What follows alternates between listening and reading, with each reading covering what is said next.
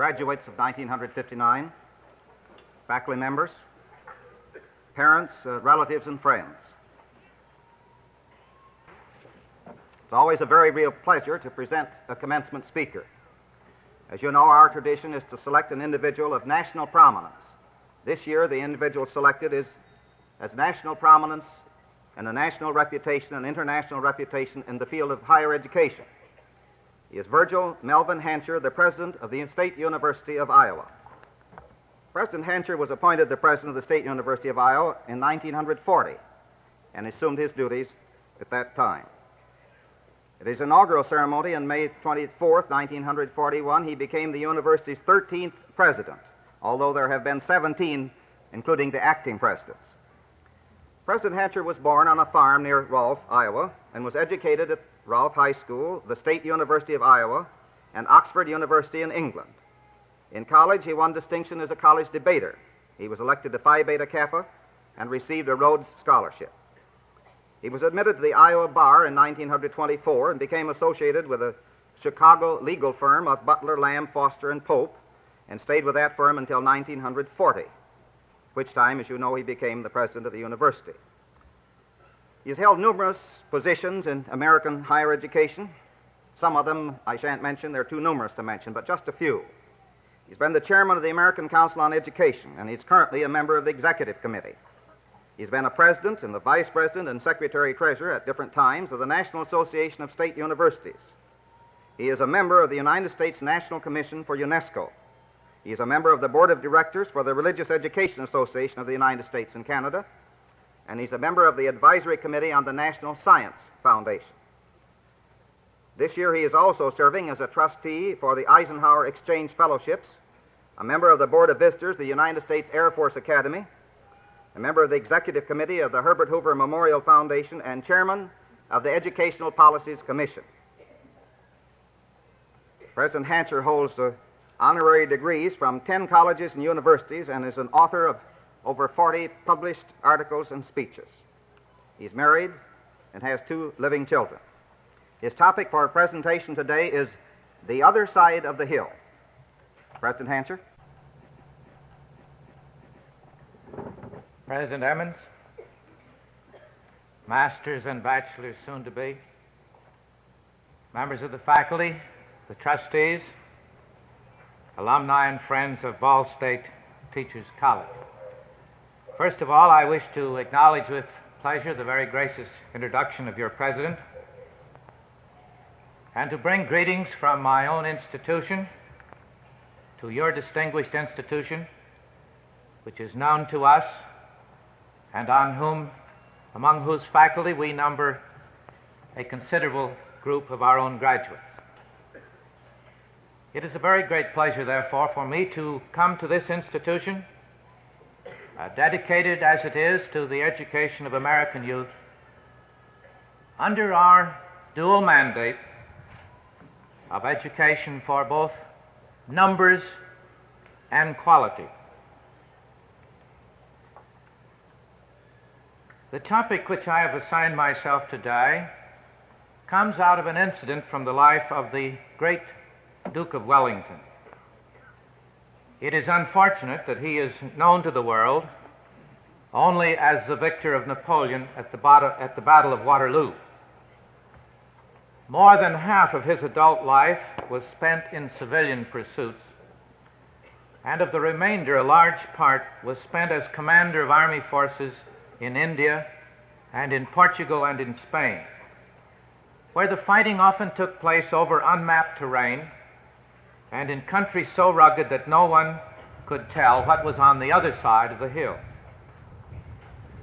Some years after the Battle of Waterloo, the Duke and a Mr. Croker were traveling by stagecoach over hill country in the north of England. To relieve the tedium of the long journey, they amused themselves by guessing what sort of country they would find on the other side of the hills as they drove up to them.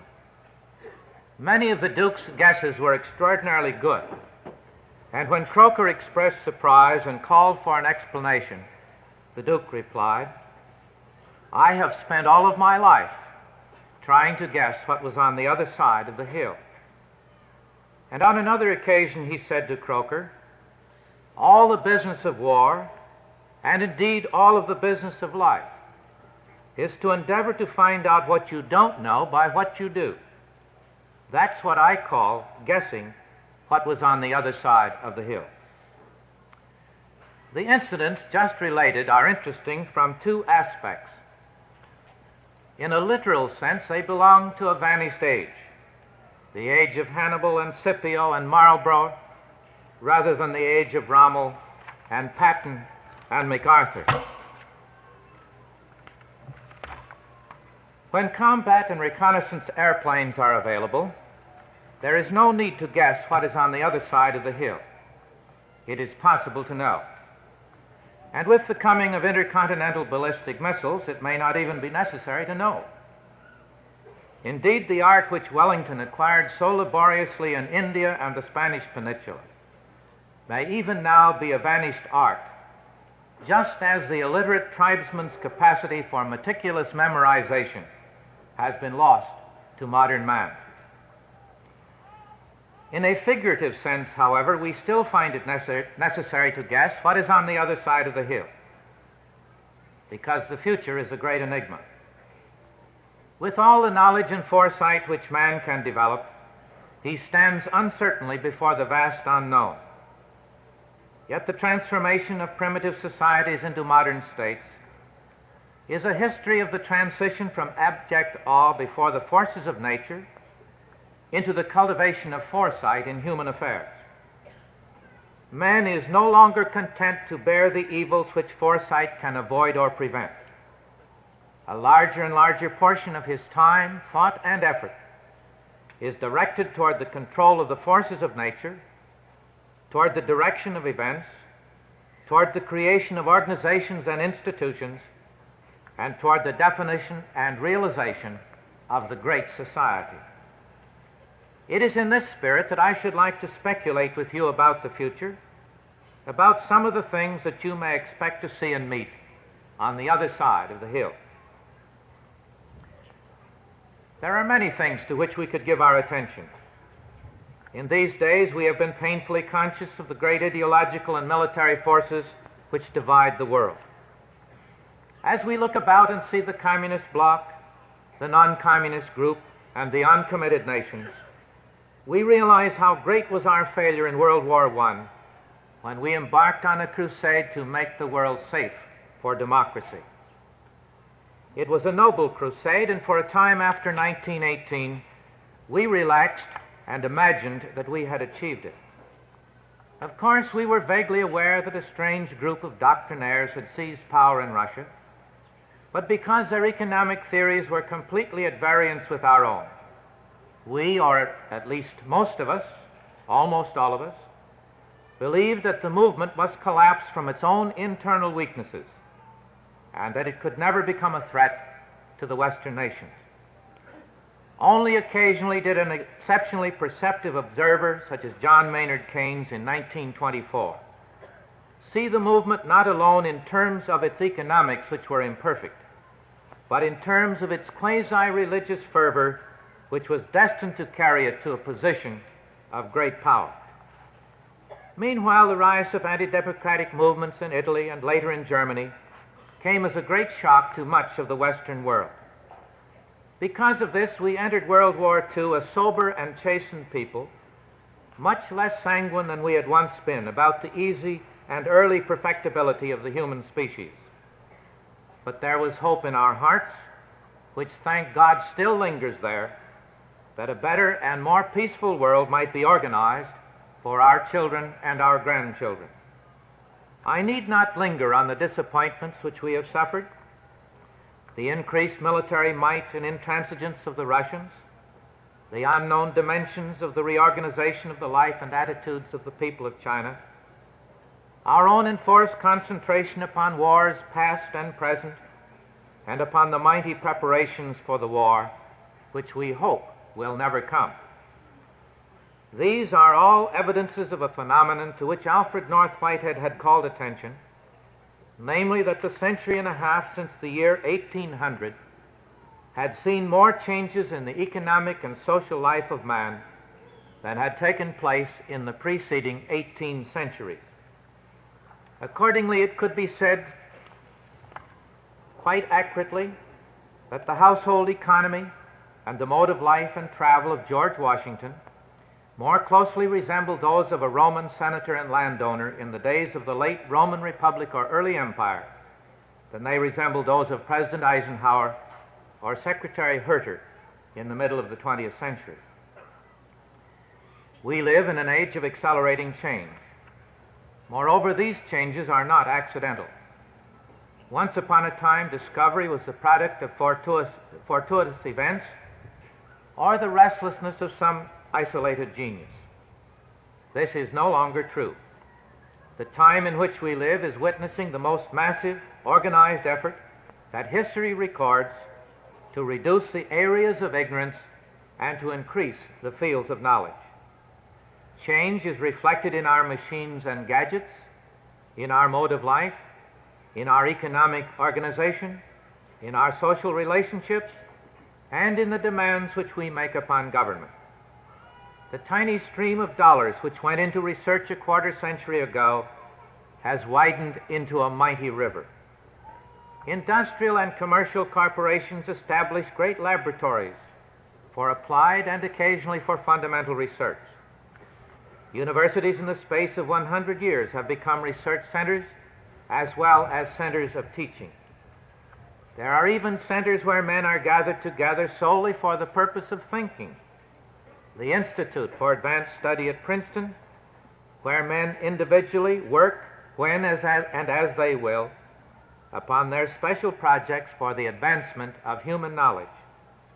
The Rand Corporation, whose contractual arrangements with the armed services, for example, look toward the solution of military problems by thoughtful and imaginative civilians. And there are others of which these two types are prototypes. We know that similar activities are taking place in Western Europe. We suspect that they are taking place in the USSR and in China. Every day brings us some new bit of knowledge, some new bit to public notice, and each week brings news of some discovery of more than passing significance. As a result, we live in a time when change is not only the order of the day, but when the rate of change is rapidly accelerating. How long the nations and the individuals of which they are composed can keep this frantic and frenetic pace, no one knows. Is there no limit to the changes which they can absorb? Or will the human organism finally rebel and settle into centuries of intellectual lassitude, such as prevailed in the period following the fall of Rome? The answer to this question remains on the other side of the hill. In the meantime, we must recognize that our accelerating rate of change is presenting us with problems of great complexity and importance, problems which it will be your task to solve. The acceleration in the rate of change, as Whitehead pointed out, has greatly altered the task of education.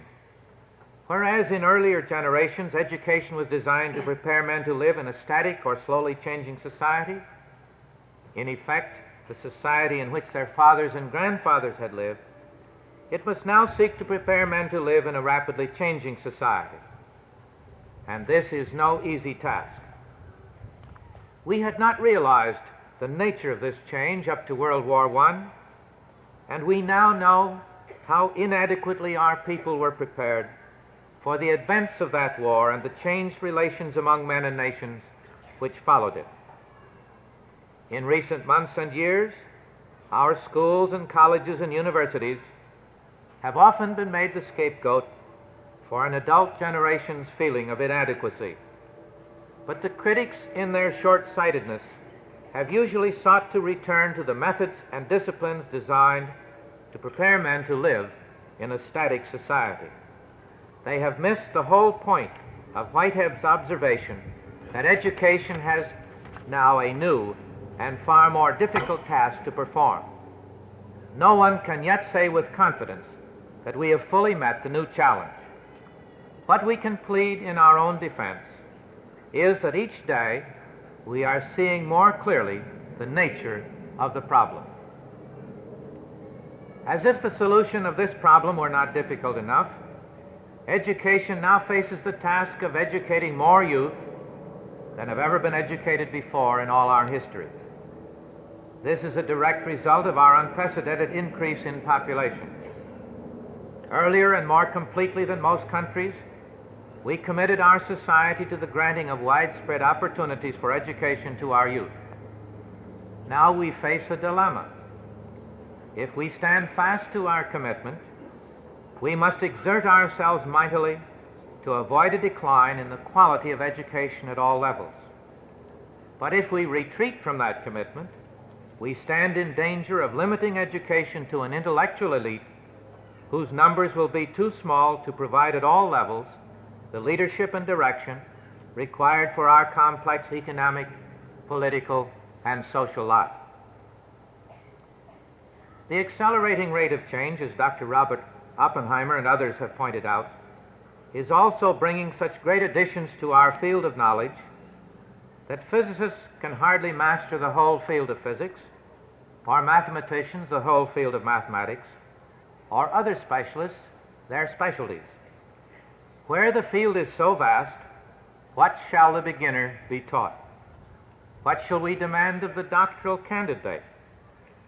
Obviously, we cannot teach all that there is to know. On what basis shall we make our selection of subject matter? Or do we now rather face a wholly new approach, in which it is assumed that only a lifetime of study will lead to a mastery of a given field? That our task in colleges and universities is to let students see how physicists and other scientists and scholars work and act in the presence of the unknown, how they behave in their attacks upon unsolved problems. Here are problems in education which your generation will find on the other side of the hill. It requires no clairvoyance in these days to see that there are problems in government which your generation will be called upon to solve. We need only regard the deadlocks and frustrations in the several states this legislative year to note that the founding fathers, wise and creative as they were, did not foresee what is now taking place. When taxes were low, public services few, and the actions of government of little consequence to the citizen, it made small difference whether executive and legislators were of the same or differing parties. Long ago, Alexander Pope said, as you remember, "O'er forms of government let fools contest, whate'er is best administered is best." We recognize, of course, that men of goodwill can make almost any form of government work, as was evident in my state and in yours this year. But when these men become embittered, as in one of your neighboring states, and cease to be men of goodwill, the whole system is threatened with a breakdown. In view of the possibilities for harm in such a situation, it must be concluded that the machinery of government is itself defective and needs to be repaired. When government itself reaches a standstill or breaks down, the machinery must be altered to make it possible for orderly government to be carried on. A.J. Balfour, once speaking of the government of England, said that there comes a point at which the king's business must go on. In our own country, in our states, and in the federal government, there comes a time when the citizen's business must go on. And if the men in power cannot devise a way to get the citizen's business performed, some machinery must be found to locate men who will. We also stand at the threshold of our exploration of the relation of government to our economic and social well-being. We have moved far from the laissez-faire attitudes of the 19th century, but we are not yet certain how far from them we can travel without turning the citizen of a free republic into the subject of a monolithic state. The time has passed, probably, and will not soon return, when men willing to work will face hunger and privation because there is no work for them to do. Yet is inflation to be the price of full employment? And if so, what is to be the guarantee of a living income for those who have retired and can no longer work? The late Justice Oliver Wendell Holmes once said, "I like to pay taxes. With taxes, I buy civilization." There is truth in what he says, although few citizens have the vision to see it and the candor to say it. Anyone can reduce taxes. They can be reduced by abolishing or reducing fire protection, eliminating garbage disposal, street improvements, and schools and colleges. But would the cost in disease and stenches and ignorance be worth the saving? What are the legitimate commitments of government to the health and welfare of the people? How much of the people's wealth should be preempted to promote the common good, and how much retained to meet the individual's legitimate needs or even his eccentric whims? Where does individual liberty end and the public welfare begin in the well-organized state? A limitation upon individual whim is accepted in our modern traffic codes and in the handling of high-powered vehicles. Here the benefits from clear, understandable, and well-enforced limitations upon our individual freedom are so great as to find ready acceptance. But it is not so clear with respect to aid for dependent children, to the care of the severely handicapped, or even to the education of the economically underprivileged. In these instances, the benefits seem remote to the average citizen and the costs seem high. Yet the establishment of clearer lines of understanding between what is for the general good on the one hand and the individual good on the other is a task calling for clarification and solution. We live in an age of great industries and great organizations, yet we have an ambivalent attitude toward them. We cannot decide whether or not we like them or whether or not we wish to destroy them. In war, we believe that we can no longer exist without vast industrial enterprises. In peacetime, we seem to need them as we make preparations for our defense. The rise of great enterprises brought us rail transportation in the last century and motor cars and airplanes in this. They brought us radio and television, books and newspapers and magazines. They brought us central heating for winter and air conditioning for summer. They brought us shoes and clothing and food and shelter. They brought us the highest standard of living that we, or any comparable body of people, has ever known. They produced a society in which men have little anxiety about famine or undernourishment, and where the goal of plenty for all is no longer a utopian dream, but is next door to reality. Yet, curiously, we often seem to fear the very things that make all this possible. No doubt this arises from our agrarian past. At the time of the American Revolution, approximately 90% of our people lived on farms and 10% in cities and towns. Now the situation is almost reversed. About 13% of our people live on farms and 87% live in cities and towns. We are basically now an urban and industrialized nation. The simple pastoral society of our earlier days has given way in many parts of the country to massive industrialization and urbanization, which extends almost continuously for hundreds of miles along our eastern and western seaboards and along the Great Lakes. Yet much of our governmental, economic, and social thinking is impeded by a social lag. We long for the simplicities of the pastoral society which has disappeared and which shows no signs of returning. We live in the midst of great aggregations, great corporations, great labor unions, great foundations, great educational institutions, great governments, and we have not quite grown accustomed to them. Admittedly, there is danger in size. There is danger in size both within the country and abroad. We have the right, if we choose, to reject size and return to a society of small units. But the road back will be difficult and will be rough. And we shall lose as well as gain in the process. Indeed, the more likely choice is that we shall learn to live with size and to master it. If that is to be our choice, then we must gain a new concern and respect for the fine art of administration. Great enterprises do not run themselves.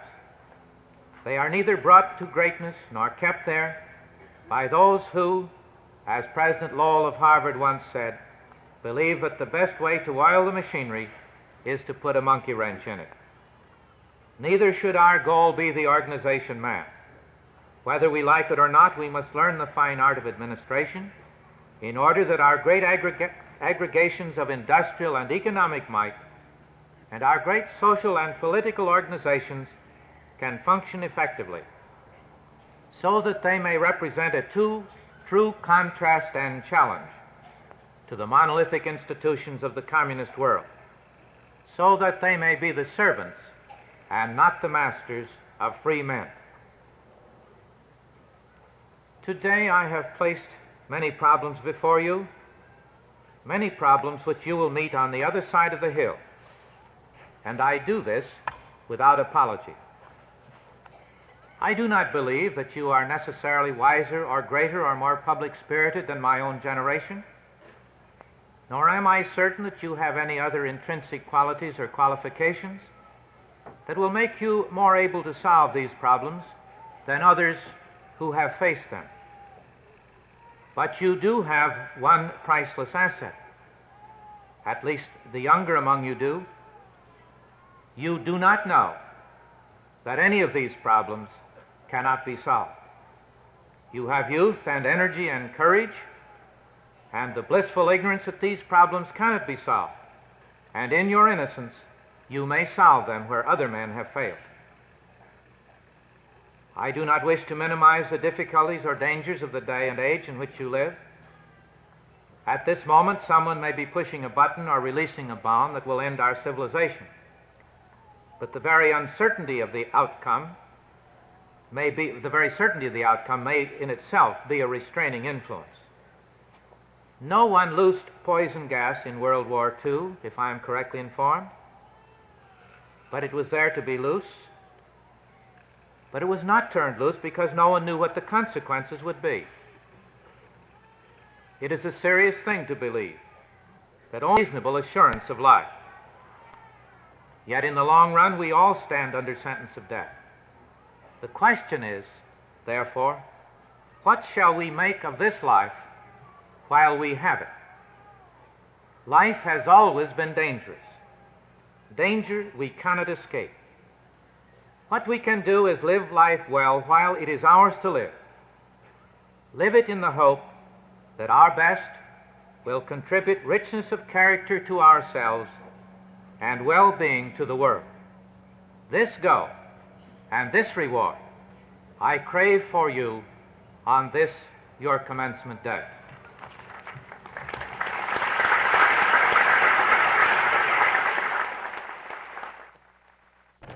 He indicates that the state of Indiana salutes you upon successful completion of your collegiate program. In an age where knowledge is power, as never before, you are now better prepared to meet the problems and the challenges of the years immediately ahead, and I am indeed happy that our state has been able to help you in your advancement. Please take very seriously the duties of true citizenship which you now assume. Thus you will proceed to repay your country for its investment in your future. Signed by Harold W. Handley, the Governor of the State of Indiana. Secondly, just a few remarks before the charge. I think it's a well-known fact that you're graduating at a time when the explosion of knowledge and the explosion of population, both coupled together, provide for you disproportionately increased opportunities and challenges and responsibilities. You are our largest class to date, and I think it's important to remind you that some of your classmates are getting degrees in absentia. We have letters from many of them from various parts of the world. I'll mention only 3 or 4 or 5. They all indicate in their letters somehow that they wish they were here, not the other kind, that wishes you were here. One of them, for instance, is from Mrs. Abram, who's returned to India. Another from Mrs. Jashiri, and one from Mr. Dankihan. both of whom have returned to their native Thailand to teach, Miss Turner, who is teaching in the Philippines, and a group of men who are placed in military service all over the world, Libya, Korea, Alaska, and Europe. I remind you only of those people who are in addition to the group that you see here. We like to feel here at Ball State that we have made available for you as graduates adventures in excellence, ample opportunities for academic success and for leadership and service. We have attempted to surround you with an environment of academic enthusiasm, with quality human relationships, and with a functionally beautiful campus. And we hope that during your college years you have made wise choices, and that as loyal alums you will continue your learning, and you will enhance your ability to see what is on the other side of the hill, and that increasingly you will be aware of horizons of service and the needs of people. Now I should like to, as a part of the charge to the graduates, ask all of the former graduates previous to this class of 1929 and all former students who happen to be in this audience, if they would please stand at this time and remain standing for a moment. I'm asking the class to stand because this group of people who are here represent approximately 20,000 graduates of Ball State, and as you stand now, please, all are in the Ball State family. As I see it, the very essence of what we call the American way of life is unfinished business. And so my charge to you is, and my charge to all of us is, that we accept the responsibility of doing something worthwhile with unfinished business. The unfinished business of our own personal lives, the unfinished business in our homes and in our churches and in our schools and colleges, the unfinished business at this college, the unfinished business in our communities and in our state and in our nation, and the unfinished business in the world. This is our opportunity and our challenge and my charge. You may be seated.